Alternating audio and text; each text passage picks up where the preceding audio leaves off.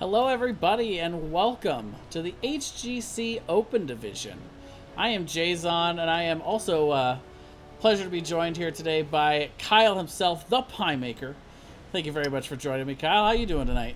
Definitely. I'm doing quite well. Having a pretty good night, a bit of a late start. It's kind of difficult to get into these games sometimes, it seems. Yeah, it looks like right now we do have the lobby set up. All of the teams are here and ready to go, and we are going to be casting for um, a round 2 best of 3 match here. So it looks like we're in the top. I want to say the top One right now. 16 at this point. We had about 26 teams, so we had a couple teams that got a first round bye. A couple of these brackets are moving a little quicker. So it's Reprot versus Team Numerics going to be coming up here. So that should be if they're doing the banning right now for the various maps that we could choose from here. Yeah, they're going through it pretty quickly. They definitely seem to have an idea of what they do and do not want. So we've already thrown out Braxis, Warhead, Tomb, Sky Temple, Towers, and now Cursed. So that's going to leave BOE, Infernal Shrines, and I'm not sure what that leaves actually after that. So I think Hanamura is just plain banned. Yeah, Hanamura is, Garden of Terror is, I can't remember the... Dragonshire is what that's going to leave. Yeah. I got 2 out of the 3. That's a good start. Treebeard. All right, so we are going to be looking at best of 3 series here, and we just lost some of the members here. Whoa, where's everybody going? So we have to leave that one. They just set that one up to go through the ban phase, and apparently we're going to go through the... Now they're setting up a new one for us to go to for the actual one. Yay, I get to be in Tall and Nasty's party. Nice. They were doing trades earlier. Elite AI Abathur for the Treebeard. I think that could be interesting. Mm-hmm. As long as it plays Elite, then I'm fine. Yeah. Then I'm fine. So looking at a little background from these two teams, we I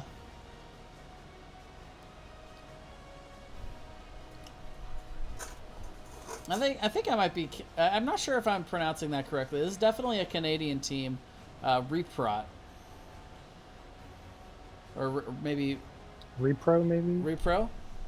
I've Maybe the T is silent. I'm not sure. Team Numerics. I got them down. That's easy. They're just all about the numbers. But that's so looks like TNC is actually a fairly new team. This looks like this was actually their first cup. They were able to defeat Ascension, who I actually saw play the other night. They put up a pretty good fight against Hero Physio's boys, ERC. I think they might have actually beaten ERC. I think the winner of that went on to lose to Flame is Lame, though. But anyway, TNC winning through that first round, now going to face Reprot. I'm actually going to ask them. So TNC is team 2 or is it team 1? So yeah, we're going to have the home team on the left is going to be Repro. Or it's apparently Report. Report. Protect. Reprot.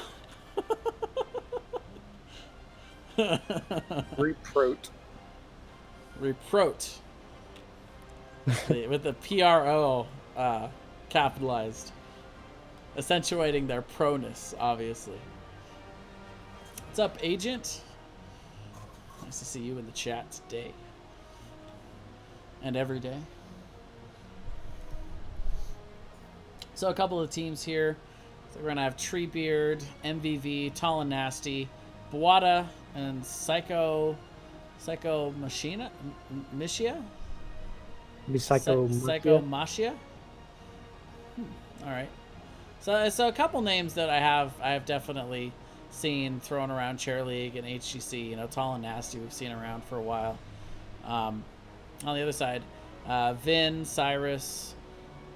Oh goodness me! That username is just meant to just trip us up on purpose.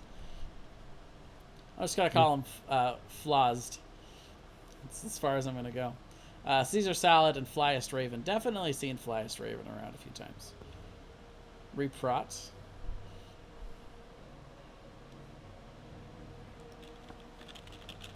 So they've given us every pronunciation now at this point. Yeah. Reprot. I'll just go with Reprot. Reprot is what I'm going to land on. And into the first draft we go.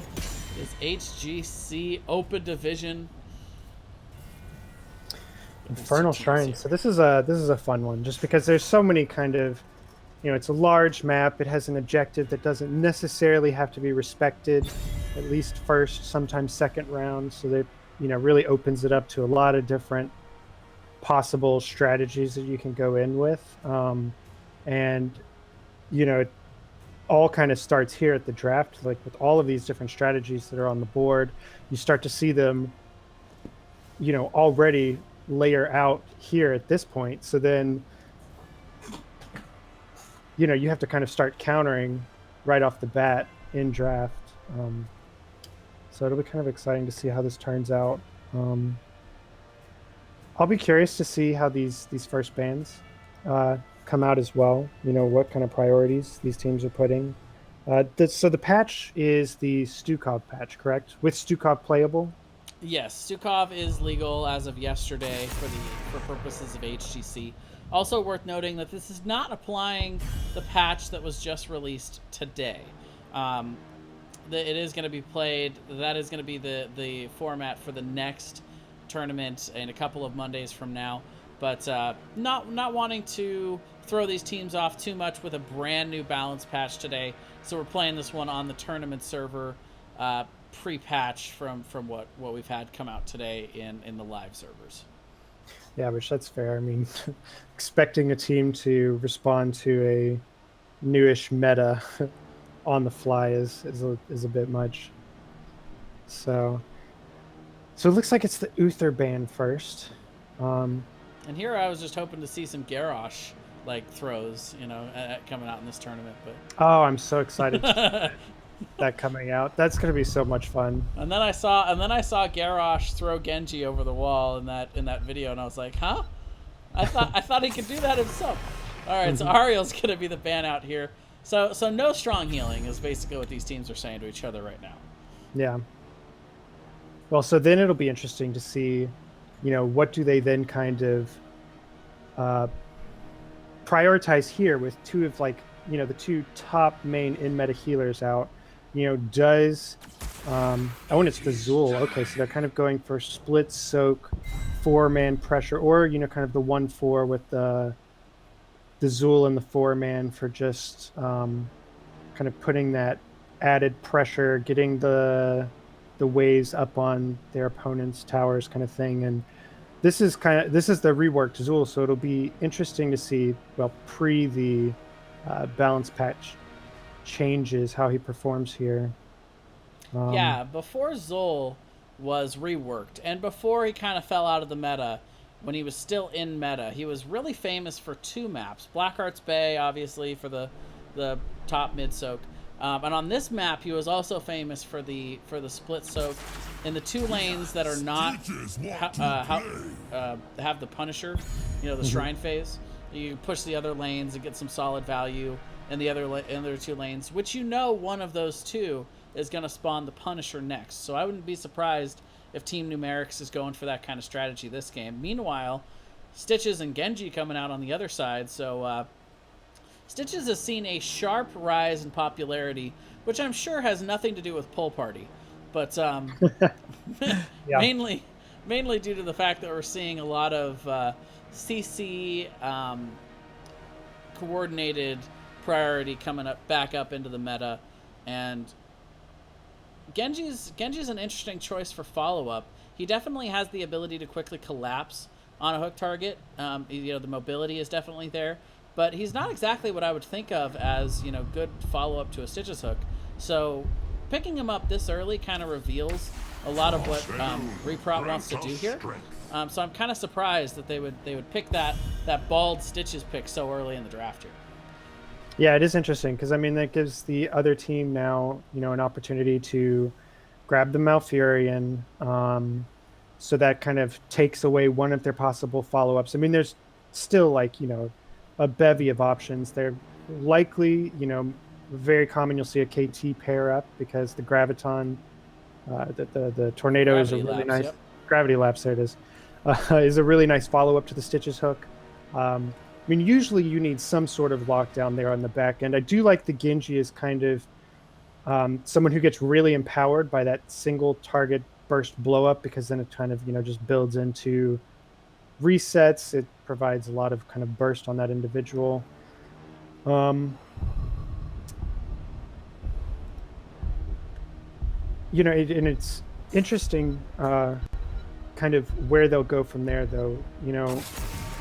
I'm wondering if the KT will get banned out from them, because the KT also brings a lot of shrine clear as well. Up, and there it goes. There's yeah, the KT. I think that's a really solid ban for the side of Team Numerics. It's like you said, it's good follow-up. It's amazing wave clear. It also, right away, we see Arthas and Zol coming out for Team Numerics. So they've already established that they're going to be somewhat melee heavy.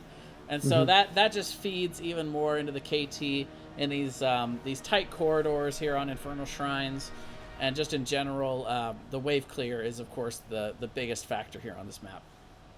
Yeah, and I'm wondering what Reprot is hoping to go into here, because, with the KT out, it was like you were saying, with the early Stitches, it really allows a lot of opportunity for kind of targeting away a lot of important aspects to their composition. Because when you look at other follow-ups you've seen, you'll see like a Tyrande, but a Tyrande really lacks in the wave clear department, which might make things a little difficult. You have seen, Ragnaros at level 10 is a nice follow-up. Rhaegar, you can kind of get slows.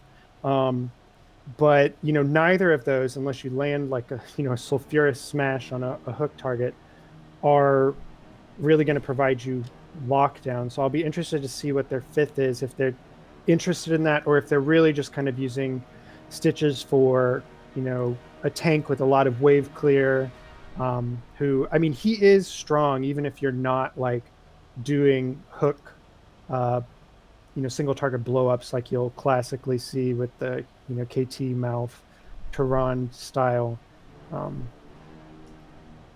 But just a lot of times it's really empowered by having that follow-up. So I'll be interested to see if they're going that direction, or if they're just going to kind of go more wave clear. Because right now with the Rhaegar and the Ragnaros, they've added a lot of wave clear, which is good to keep up with the Zul and the Arthas shrine control, which will be there. Malfurion provides, especially with the reworked Malfurion, provides a lot of PvE shrine clear potential. I play to win. Speaking of shrine clear potential, here comes the Diva. That self-destruct, a very good tool, not only for clearing a lot of these skeletal minions on the shrines, but also just good zoning tool in general to be able to disengage, from that Stitches hook, from that general engage that they're going to be looking to get with the Genji. And if it's played right, it can be a really good tool for splitting up an enemy team and being able to start take advantage in diving, because that self-destruct is somewhere where your team can play, but the enemy team just needs to leave. Yeah, they're going to have a lot of zoning control between the Arthas, the Diva, the Zul, and they're going to have a lot of follow-up damage with the Vala. I will be very interested to see how this Vala plays, because I'm always scared as a Vala to operate with solo heals like a Malfurion. He's not a burst healer. She does have a lot of frontline, which is helpful, but she's a very vulnerable target, and if she gets hooked, that is going to be really difficult for them to deal with, just because there's no follow-up burst heal, burst protection for the Vala. So it'll be interesting to see how that plays out. Yeah, I still feel Malfurion is a pretty strong hero in general, but he has become a late game healer. At 16, he can get a really nice upgrade to his Q to be able to get a lot more extra healing out. But, you know, this is really not how I would describe as a good way to support Avala. There is a lot of frontline. That's the one big redeeming quality for having Vala in this draft, is there's a lot of frontline for her to be able to push in behind. But, and again, you know, I kind of feel like on both of these sides, the drafts are very interesting in terms of looking at where the synergy is coming from, and just in general trying to figure out how these combos are going to land. You know, the Stitches was a very, very early priority, but what do we really have for follow-up pre-10? You know, it's Lunara slows, I suppose. Rhaegar also has the slowing totem, but no hard CC at all. And the only real hard CC that you can get out of an ultimate here is the Sulfurous Smash, which is probably, you know, what Psycho Machia will go on the Ragnaros. But still, you know, that's... I also don't like the idea of those bald Sulfurous Smashes. Those can be very hard to hit as well. Yeah. Yeah, no, I mean, they have... Also, if you look at their team, they're just so kind of squishy on the left. With a Rhaegar, who usually is kind of like a tank empowering healer, but, you know, he does provide a lot of kind of burst heal, which is nice, but yeah, they're pretty squishy The battle begins in outside the Stitches.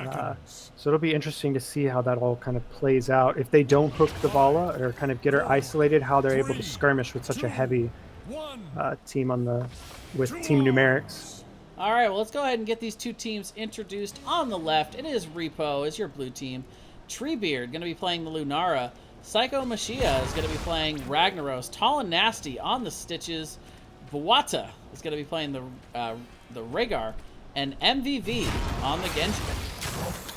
And on the right, we have Team Numerics with Phasd on the Arthas, Vin on the Genji, or on the Vala, Sirius on the Diva, Caesar Salad on the Malfurion, and Flyers Raven on the Zool. And right away, we see some huge AoE damage coming out from both of these teams, but well, just a one-for-one exchange to start it off, as Stitches goes down, Arthas as well, both the frontliners being punished. But Vin, with a nice chase there, able to get back to the Genji, gonna pick up a second kill, and now that brawling's over, nice rotation here from the side of Team Numerics to be able to get out to the lanes a little quicker and start getting the soak on.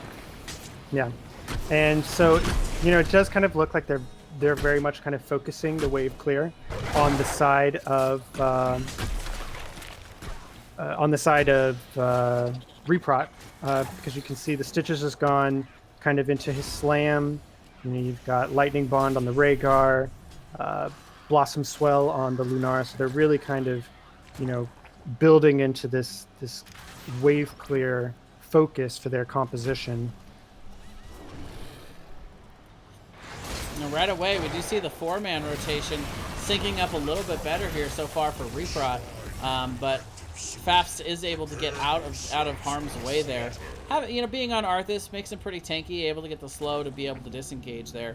But we do see favorable rotation spawn here for the side of Team Numerics. They're going to be able to get up to the shrine first. They're very close to level 4, should be able to get it from this top wave.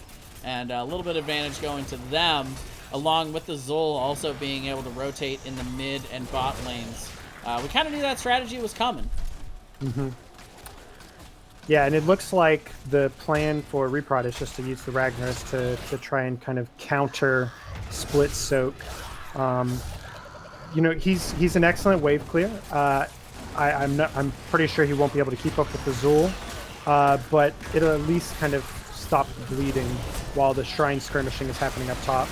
And there's the self-destruct, able to catch out the Stitches, the slow coming out from Fafst, and right now, big advantage going over to the side of Team Numerics, as they are able to get quite a lead. They are definitely going to secure this Punisher. And again, having that Zol pushing in the other two lanes. And another kill here as Rhaegar steps out a little bit too far as well. They're going to be able to take a nice early lead off of this top Punisher and the split soak from Zol. Mm-hmm. Yeah, that was really well played from Team Numerics. But you know, the nice thing for Reprot is that, you know, it's just the first Punisher. it is an arcane Punisher, but it doesn't typically do too much, although you don't want to be losing heroes when they're investing 4 kind of into this Punisher push. Ideally, what you like to see is just a wall, 2 towers go down. It looks like they're going to get quite a bit more off of this push. But, you know, it is still early. And it'll just be kind of a fort they lose in the end from this. Yeah, that's actually a lot more than I ever expect to get from an early Punisher like this. That top fort goes down. We did see a nice job though from Psycho Machia here, being able to counter the push, maybe even winning the push a little bit. You look at the towers. You know, they're pretty even in general, but in the mid, definitely got a little bit more damage on the fence, and just able to out-sustain the Zul so far, which is kind of surprising. Yeah, no, I was watching that, you know, after I made the comment that I don't know if he'd be able to keep up, and he did more than keep up. Yeah, I think he won the 2 lanes, which was something that they needed on the back end of that.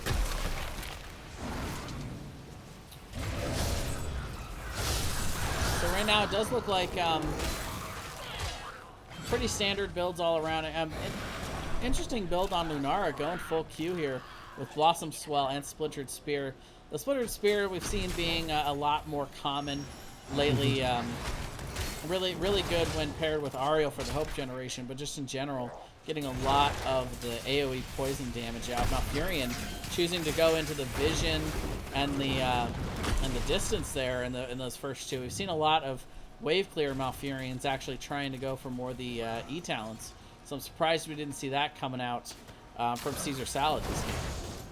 Yeah, you know, I'm kind of interested in this kind of whole path of talents that Reprot is going with here, just because, you know, you've got this kind of Stitches composition going into a Malfurion,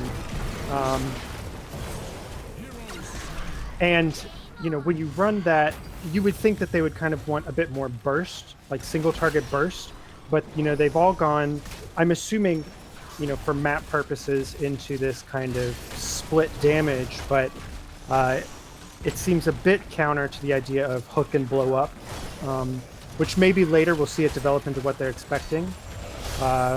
Or again, maybe the Stitches, like I said, was just possibly just more AoE damage. They're hoping to just poke around in the shrine and, you know, win out the shrine in kind of a sustained battle like that. But you really don't want to go a sustained battle into a sustained healer like the Malfurion when you have a burst healer yourself. Right away, we see Team Numerics doing a really nice job pressing this 10 advantage. The shrine is active in the mid, but we haven't actually seen any sort of activation here. Finally, Caesar Salad's going to go up and get it started, but a very strong rotation in the bot. Team Numerics goes ahead and takes that bottom fort out, which, you know, there's a good chance, well, there's a 100% likelihood that the next Punisher is going to spawn somewhere where Reprot does not have a fort to defend against him. Yeah, and that was really well played by Team Numerics.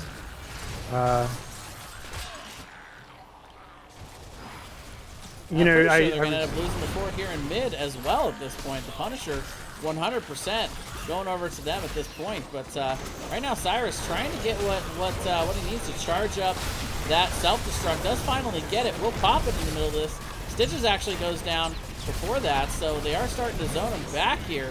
Genji goes down. Rhaegar falls. 3-for-0 so far.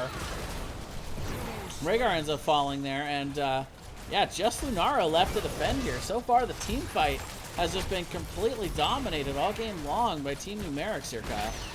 What I really liked there is the synergy of what they are running on the side of Team Numerics. So they've got a lot of just like heavy AoE CC. They've got the skeletal mages, Malfurion with the hindering Moonfire, which perhaps that's why kind of keeping them slowed along with the roots, keeping them all in that area while the Diva self-destruct goes off. So it just generates a lot of just painful blow up for the other side, which is a very squishy, you know, team with Reprot that, you know, just was not able to keep up with the amount of just CC and damage that Team Numerics was putting out there.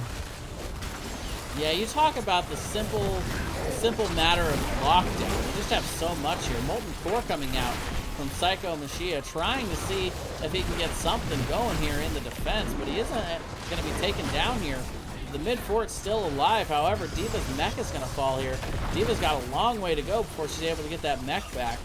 The turn is coming in here. MV trying to get in on it, but we do see the counter Twilight Dream. Ragnaros is going to end up falling, and the Punisher is going to start getting involved here. But the Roots comes down.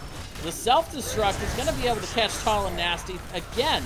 3-for-0 exchange, just as things started to look a little bit positive for Reprot. Team Numerics comes back and says, And they're going for keep here. Like, they are not stopping with just the fort. See, the Dragon Blade coming out from MVV is going to get the Arthas, but the lockdown coming down, and the Sulfuric Smash not going to find its mark there. They do end up getting the keep, and I think at this point, giving up the one Arthas kill is definitely worth to get that keep in the mid and get those catapults spawning. Yeah. You know, it's funny you talked about the D.Va going down and losing the mech and having the time, but in some ways that almost benefited them because the D.Va just sat there and was wailing on the Ragnaros throughout that entire fight. Once got the mech up, was able to just instantly blow it, go back, deal a lot of damage. She's one of the highest single target DPS dealers too when she's in pilot form. And so it really, you know, with having so many frontliners, they were not really feeling too much pain there by having her just sit there, adding a bit more extra DPS in that team fight. We do see the invade coming out here from the side of Reprot. They do have the numbers at this point, but we do see the collapse also coming down. Arthur's going to be able to zone them out here. They're going to end up picking this back up as we do see Reprot retreating. They get the 13, but 16 also achieved by Team Numerics right around the same time. Ragnaros completely caught out. He's going to end up going down. MDV in a lot of trouble as well. Gets rooted, will get blown up, and that's going to be 2 more picks going over to the side of Team Numerics. And that was a beautiful self-destruct from the D.Va. She set it right in a place that split the team, forced the Ragnaros down, forced the rest of the team off to the side, assuring at least the Ragnaros kill. And, you know, the Genji tried to come in, tried to provide some kind of, you know, peel offense to kind of dissuade them from killing off the Ragnaros, and instead died himself, which, you know, all was set up on the back of that really nice self-destruct there. I do see them going in a little bit there after Tall and Nasty. They are actually able to get the Putrid Vial popped here. So that's going to be enough of a takeaway here from Team Numerics. They're going to go ahead and start backing off. They realize they baited out that ultimate. They don't need to go too aggressive. They've got this shrine in the top that they can start clearing. And they're just waiting for Reprot to go ahead and come in and try to re-engage this one. I don't think we're going to see it. Yeah, I think they know better than to go up there. I mean, you don't want to lose this shrine, but you also don't want to engage in 13 to 17, now 14 to 17. I guess the only really good thing here is at least it's not an Arcane Punisher that they're dealing with. It is a Mortar Punisher, which gives them some hope. I do like that they're doing this counter push bottom.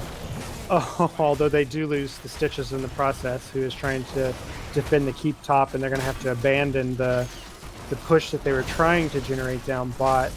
That was amazing really nice recognition there by Team Numerics. They were able to counter rotate in the top lane here, and the self-destruct's coming out deep in enemy territory. Comes out just in time to chunk the Molten Core down. And Ragnaros is going to be taken down pretty much instantly here. This top keep is already in a ton of trouble. MDV trying to get in on the Vala, but the huge Twilight Dream from Caesar Salad going to shut that down. Treebeard gets completely jumped on here by this Mortar Punisher. This keep is going down, and this is a very scary moment in this one if you're Reprot.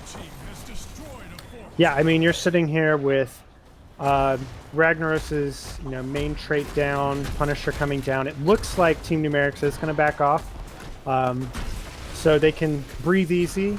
They have a very good shot of getting to 16 now and getting on even talent here. Structure-wise, it does look pretty dire, and they are down 3 levels. It's going to, I guess, more like 2.5. But there's now hope. They've gotten into level 16. Genji's more of a late game hero, which is nice. All of these heroes are going to start to provide. 16 is a very impactful talent tier as well. So, having been fighting against that talent tier this entire time, they can now try and make plays, try and get out there. Like now, trying to get picks like this is what they really need to do. Colin Nasty not quite walking in time to be able to steal the camp, but they are going to walk away with that pick onto Arthas, even throwing the Ancestral to make sure they don't lose anybody here. They can clear this camp up free and easy, but they also have to worry about the lanes. Every lane pushed out pretty far here for the side of Team Numerics. That's the hard part. I mean, so that was a great play because what they need to do is they need to find an advantage. And one of the best advantages you can do is get a bodies advantage.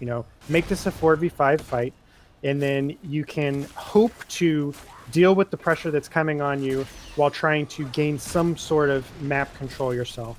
I mean, obviously that's a lot easier said than done because they have just so much bearing down on them, and the last thing you want to be going against when you're trying to gain map control, having lost it this badly, is Azul, who then can just keep upping the amount of pressure that's coming at you.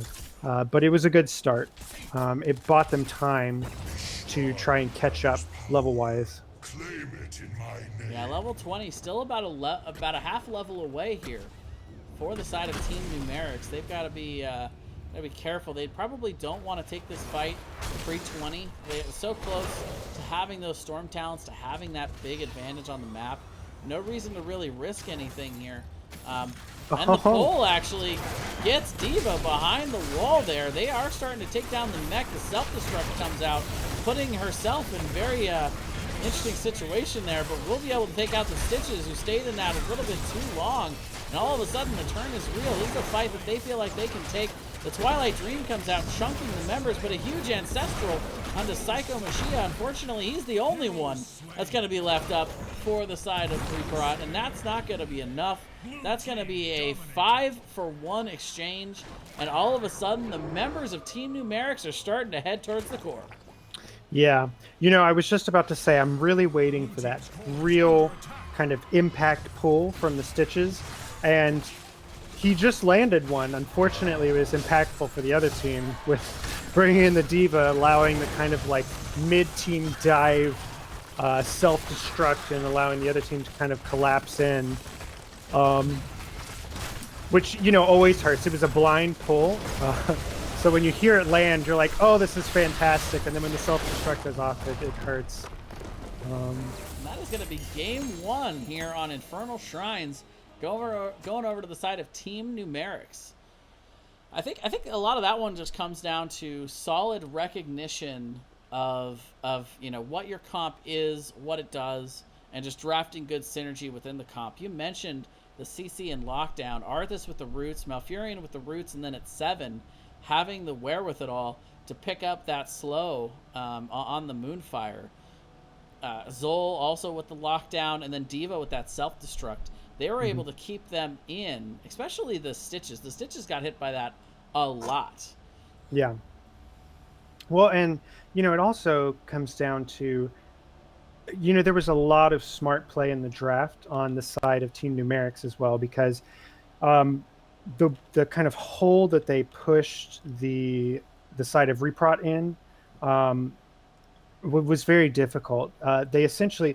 So you'll see very commonly a kind of solo tank Stitches, solo heal with 3 kind of squishy players composition played a lot. But one of the reasons those compositions are so successful, so you'll see Dignitas run it a lot, and one of the reasons it's so successful is you get this hook, you blow that target up, you turn the team fight into a 4v5 right off the bat. And if not, then you just generate... a lot of those compositions lay down a lot of AoE damage, but the AoE damage was kind of going in the side of the other team. So you don't want to sit there and fight on a point because you're going to have Skeletal Mages, Self-Destruct, Vala Strafe, just too much to contend with all in one place, the Twilight Dream. And so it just really put them in a place where it's hard for them to do anything. What they essentially had was a team of wave clear, but Zul single-handedly is a hero that's really great at kind of dealing with that, which kind of put them in a rough spot. Yeah, and I feel like they committed a little bit too early to the Stitches pick over on the side of Reprot. I would have liked to have seen them either save the Stitches for later in the draft or picked it up in unison with with one of those kinds of follow-up. They could have maybe picked the Malfurion with it. Just some form of hard CC to really be able to easily follow it up, because they didn't have any real follow-up to that Stitches hook. And even when it did come online at 10, I never really saw, hook into Sulfurous Smash.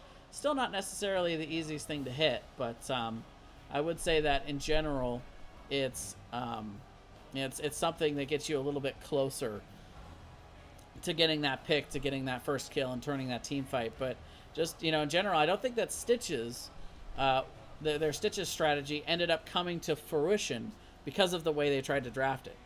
Yeah. I will be interested to see this next game and draft to see how it kind of turns out. Because the thing is, Reprot clearly was when you were watching, they were doing a lot of good things. They had a lot of good macro decisions. They were making some good calls, and they clearly had a lot of mechanical skill amongst the individual players. I think they were just in such a place with the draft they ended up with against the draft that they were facing, to where it was like an uphill battle before the game even started. So I would be interested to see what happens if this next game, if we end up getting a fairly even draft, how these teams will be able to compete with each other. And that's kind of always the trick in a series.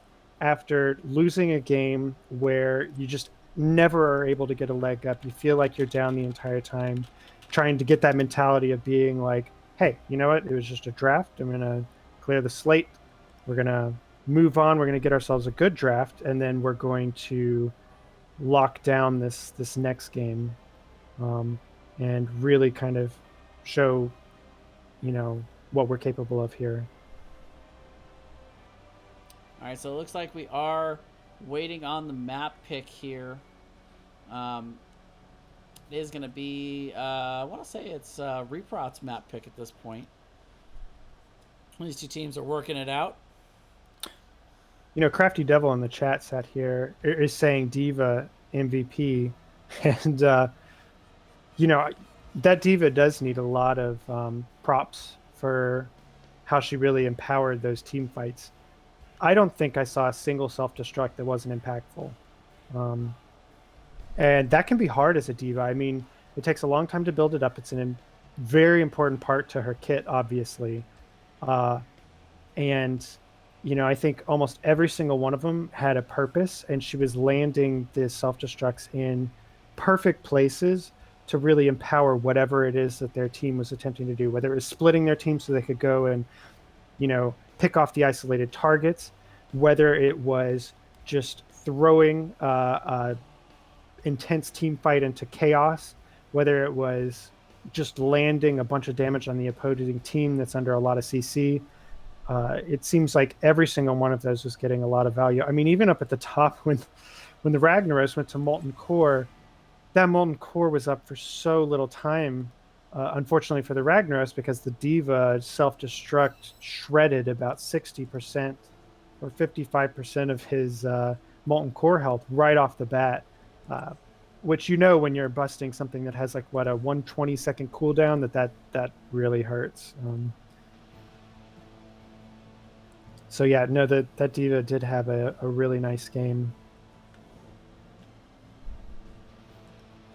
All right, so we're going to be going into Battlefield of Eternity for Game 2 here. And that is going to be the, I believe it is the map pick of TNC, I want to say. So it looks like they're going to be hopefully on the same sides here. I'm trying to see if we're going to have to adjust our screen any here. Oh, it looks like they are. Team 2 is TNC right now. All right. Well, save for... Oh, yeah, once Sirius is over. So yeah, TNC taking us to Battlefield of Eternity. First pick, first ban. Going to go over to Reprot on this one. And should be interesting. Battlefield of Eternity, just really high priority on the macro, but also you have to be able to win team fights a lot of the time on this map. You can't focus solely on the concept of racing against the Immortal, because the enemy team always has that opportunity to just defend and put the priority on the team fights. Yeah. No, I love this map because there's so many fun things that come out of it, and a lot of compositions you don't normally see. And because there's just so much focus on the skirmishing, what team was it? I saw a replay recently posted from 7th Empire where they just ran 4 healers and a Diablo, and it was just so dominant because it was just such a good skirmishing composition that really just brought a lot of kind of surprisingly CC and blow up to the other team. And you just see these combos that you normally can't play because the macro strategy really is not that big of a burden. I mean, you've got 2 lanes, pop out, clean them up when you need to, but really the focus is on the Immortals. And the drafts always are very different on this map too, which is a lot of fun. You'll see a lot of, sometimes teams will put a lot of heavy focus on, heavy Immortal damage. Like we're going to run Grey Mains, Valas very early in the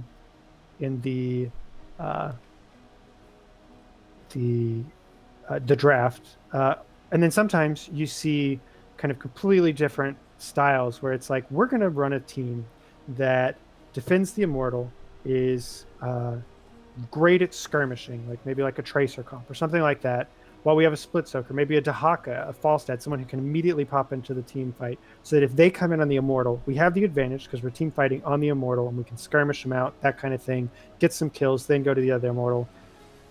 Compared to then poke compositions where we're going to run a Li Ming, we're going to run maybe a Malthael, Lunara kind of thing, where we're going to just try and kind of pop in, throw in some pokes, or like a Monster Hunter Vala, and kind of pop out.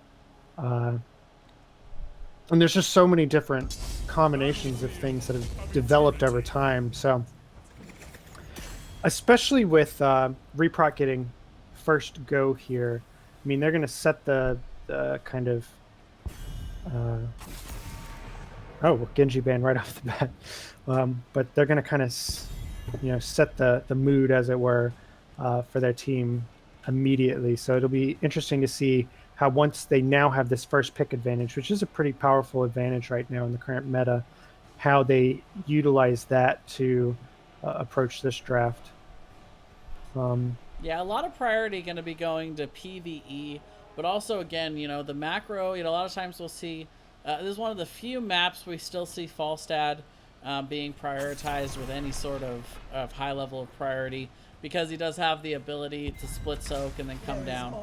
Ariel, actually a pretty surprising first pick here. Uther not on the board, so we do see the side of Reprot making sure to grab the Ariel for the heals, but Ariel doesn't usually get as much hope generation on this map. It can be a really rough time for her to be able to really get those healing numbers out. You almost need a second support, and that can really hurt your race potential. Yeah, I mean, I think what we're seeing here is kind of the approach that these 2 teams take to drafting. Like, so you look at Team Numerics, they've just first banned the Uther every game. They don't want to deal with it. They don't necessarily want it. They just want it out. On the other side, Reprot seems to kind of consider there to be 2 main in-meta healers, the Ariel, the Uther, and essentially they either want to shut out the healers or they want to take one of the main meta healers for themselves. But it does kind of, like you say, pigeonhole them into an area. I mean, they're going to need to have a hope generator, which fortunately they have plenty open. I would want to grab mine now so that I get the hope generator I want. But then, like you said, a lot of times they're going to need a follow-up. I mean, a Volatas would not be a bad selection here. That provides a lot of great skirmish, a lot of great race potential. And especially now looking at the stitches, the other option is to try and draft in such a way that you can start to pick apart pieces of the opposing composition while keeping parts, keeping your composition synergized with the goal that you're trying to do. But that again kind of feeds into having the Ariel pick now. That might be a little difficult to kind of transition your draft into one that kind of counters the opposing team while keeps strong with what you do. I usually favor let's keep up with our strategy while doing whatever we can to kind of stop what we know the opposing team is going now. I really like the Anubrak. I was going to bring that up as well. Actually, this is so they didn't land the hope target, which is always a little risky because that gives the opposing team a chance to really kind of eliminate a lot of these great hope targets. But at the same time, what they've done is respond to the stitches, I think, pretty well, because one of the great ways to respond to a stitches hook is to then add a lot of dive, so that you just kind of dive the stitches and get a lot of CC in.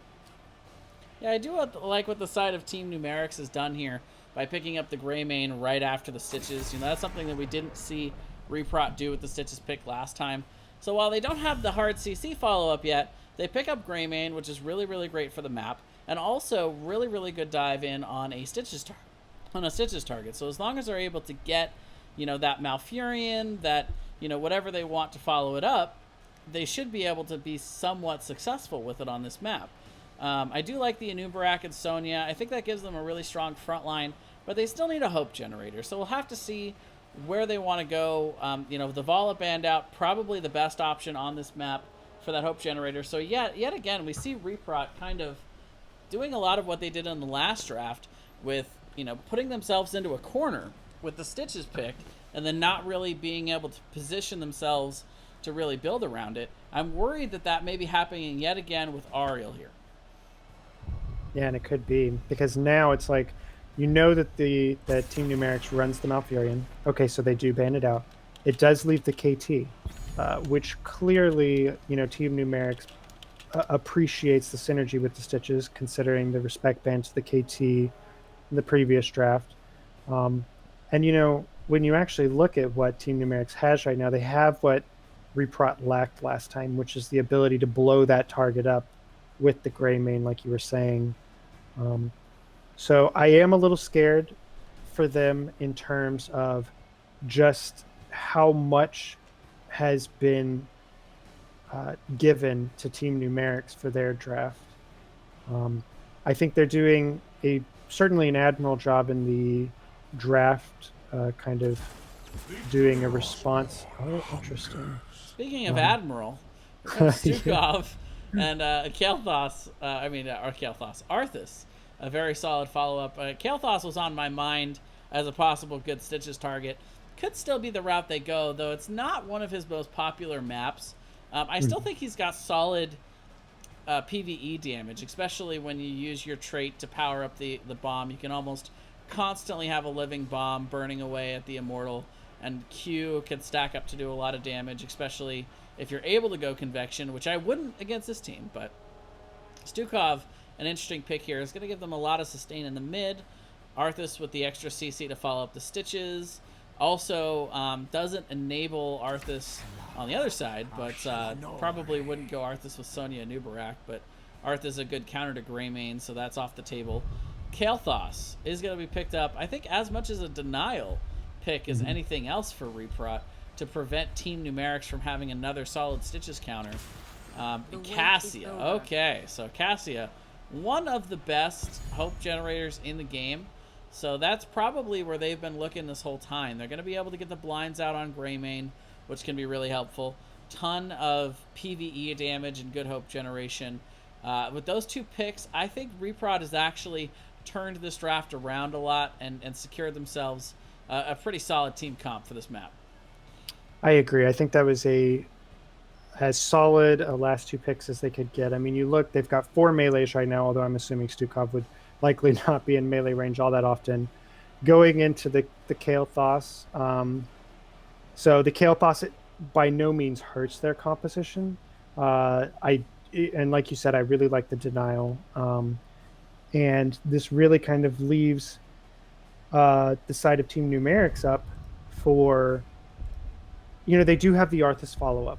So it's not like they're hurting for follow-up, but you know, whatever they're going to pick up here likely will not be as nice as the KT would have been in terms of just providing that extra CC. Although the Li Ming does bring a lot of, a lot of single target burst again. Yeah, that is a really solid pickup for the Li Ming here. The follow-up, the potential double reset comp here for the side of Team Numerics, and just in general, a good all-around pick for immortal damage as well. Not to mention that Li Ming, with that disintegration, can be a very good counter to the Numeric web. Yeah, it's kind of funny that Li Ming has kind of become considered an Numeric counter now. Which it used to be backwards. It used to be that Numeric and his big, spell shield and his beetles getting in the way of Ming's abilities. But nowadays, yeah, you're right. It's almost like the shoe's on the other foot here. Yeah, I mean, if you have a hero that instantly blows up one of the most impactful heroic ultimates, despite all of the other annoyances, it certainly is quite a nice counter. All right, so we are loaded in here to Battlefield of Eternity.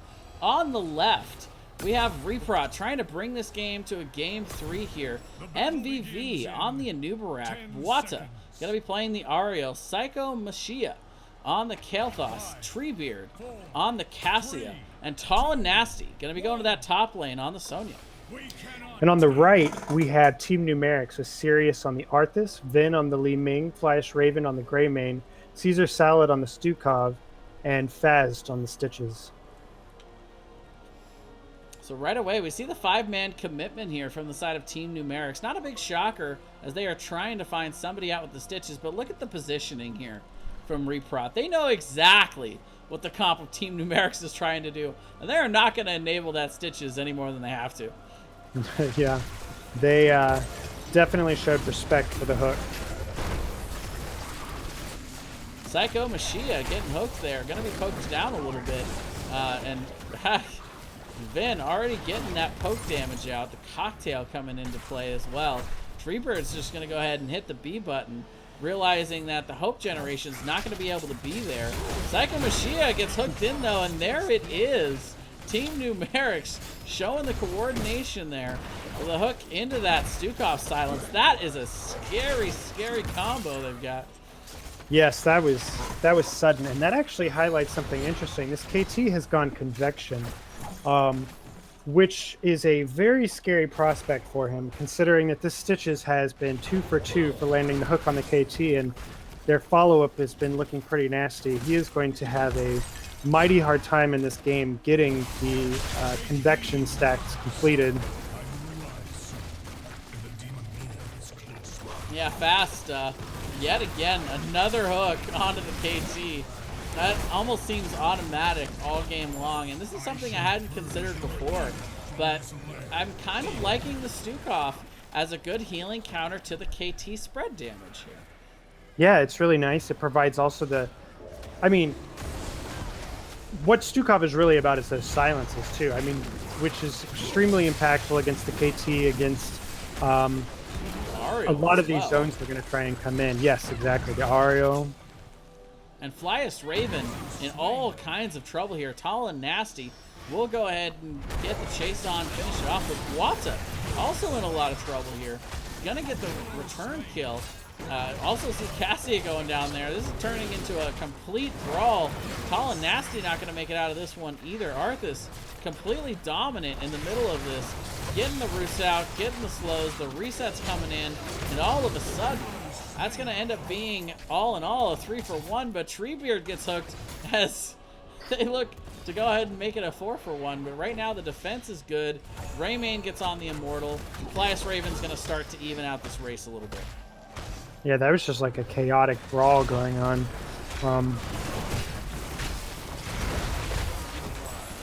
Right into the stun from the Immortal, and Cassia will fall. And right now, I'm kind of feeling like Reprot is kind of banging their heads against the wall a little bit, trying to get past this 4-man defense squad for Yeah. the side of Team Numerics. I'm not sure they're going to be able to do this. You know, it's hard, and going against a Stitches comp that's really kind of executing at the moment is, you know, very scary to go into, because essentially you're always playing in fear of the Stitches hook, which, you know, unempowers you to do what you want to do. You know, getting in and poking is always at like the danger of losing someone on your side, and you know, they're playing it perfectly, getting the damage down where it needs to go, getting the hooks when they need to. And right away, we see almost desperation mode defense coming out here from Reprot. They do go ahead and try and defend on the other side, which on this first Immortal is one of the toughest things to do here on Battlefield of Eternity. But the poke is real. They get many members of Team Numerics low, but Stukov is going to just bring them all right back up. Oh my goodness, the heals. And that is the power of the Stukov heals right now. So right away, we see the first Immortal going over to Team Numerics. Not too big of a shield, but they do have a little bit of a level lead here. 5 kills to 2. It's going to be going into that top lane, which a lot of the ammo has actually already been drained. I hadn't noticed that before, but it's going to be a nice little added bonus here for the side of Team Numerics. Reprot dedicating the 4. They do send their solo laner Sonya to the bottom lane, but already these towers are starting to go down.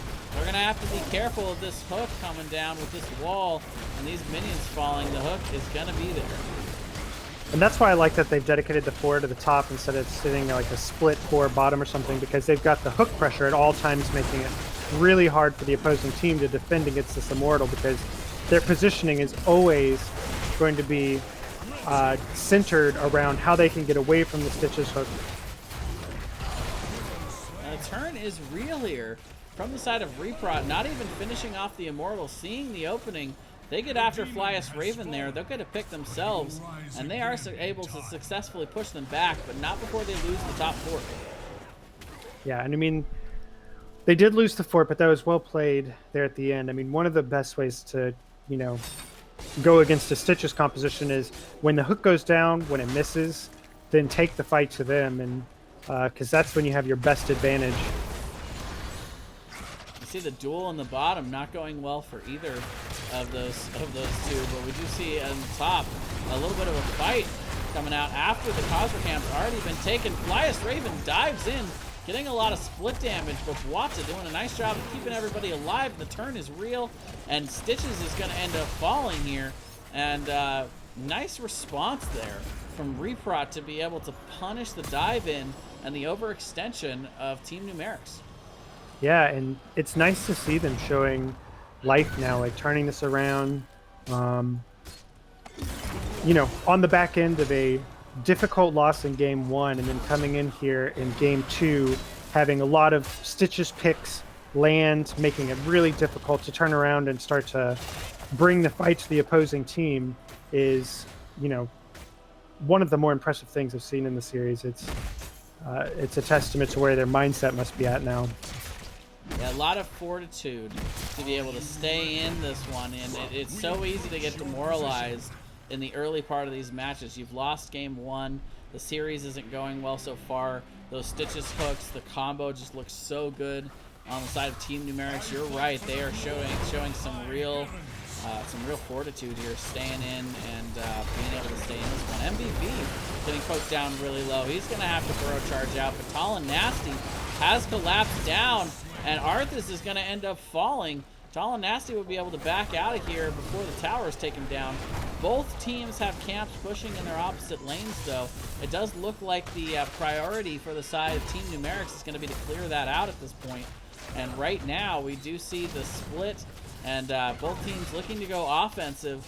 But that clear is finally coming up. They've got that bottom cleared. And meanwhile, in the top lane, that Shaman camp is still pushing. Mm-hmm. Yeah, it was, you know, kind of interesting how they responded there. They left the Greymane to just like continue solo on the Shrine. I guess they just really wanted to get some damage down on the Immortal. Make sure that they're not going up against a full Immortal if this goes sour, because the 10 flip is about to happen. And with having gotten that kill, I would have personally, had I been on on Reprot would have wanted to get more before this happened. KT getting hooked and completely blown up there. A 2-for-0 exchange off the heels of picking up that level 10. And I think at that point, Reprot's just got to back out and give this Immortal. It's going to be going to the bottom lane. It's not going to have a full shield at this point in the matchup. And you don't have level 10 yet. There was just no hope of them really being able to stay in there. So just a little bit of a misstep there by Reprot. They've really got to clean it up if they want to try to turn the series around in the second half. So there's good news and bad news for both teams here. You know, the good news for Reprot is that they have the level 10s. They don't have a Punisher bearing down on them while they're down heroic ultimates, which is devastating if that occurs. The bad news is the convection stacks got reset. KT died. You know, which is kind of hard when you go into it. You know, these early questing talents, you really want to get value from them. Yeah, I think we'll have to talk about the convection after we see the results of this hook. There it is, the cursed bullet coming in from Flyest Raven.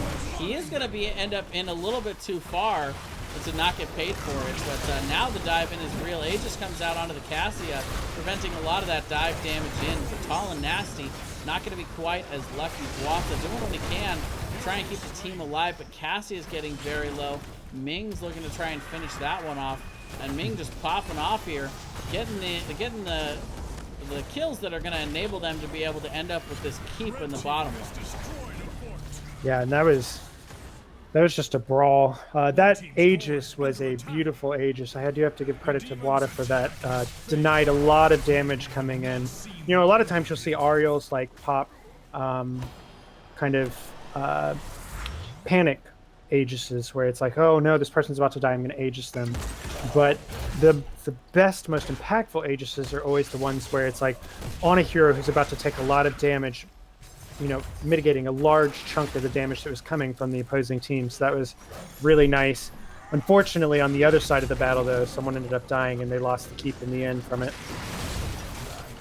Yeah, I totally agree with you there with the prevention of damage. But Siri is actually in a little bit of trouble now. The reverse dive is here. However, the return damage, gotta respect the damage dealers for the side of Team Numerics not being thrown off by their tank actually now completely falling, but instead they commit together as a team. They dive in and they're gonna end up trading, but it is gonna be a 2-for-5 trade. And I'll tell you, Kyle, I'll take that trade any day of the week.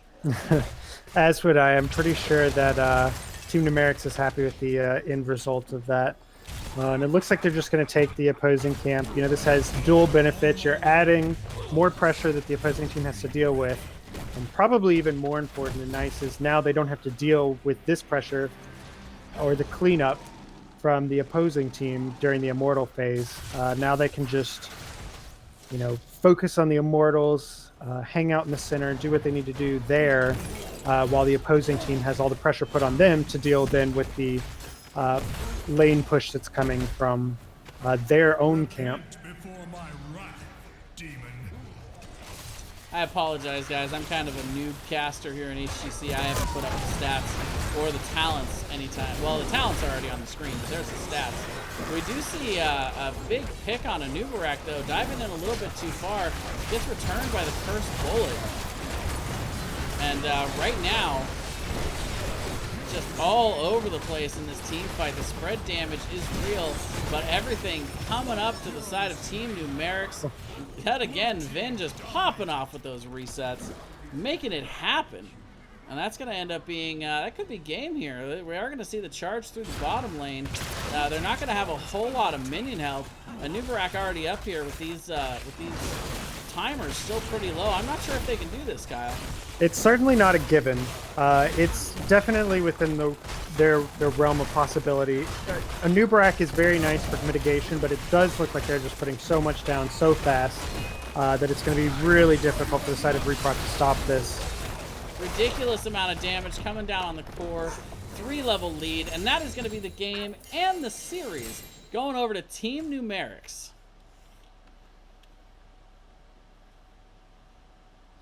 Yeah, that was really well played series from the side of Team Numerics. And in a lot of those fights, I think it just came down to the ability to focus down key members of the opposing composition, because you would see early on one or two people go down for the side of Reprot, while several battles you would see a large chunk of the opposing members over on Team Numerics get very low, some with not even visible health bars, who got out of there. And so, with either their positioning or how the damage was going down, I think it created a lot of issues in the ability to kind of focus down particular targets, take advantage of when people got low, kind of finish those kills. And Team Numerics was able to kind of just start to domino effect that as the game got later and later.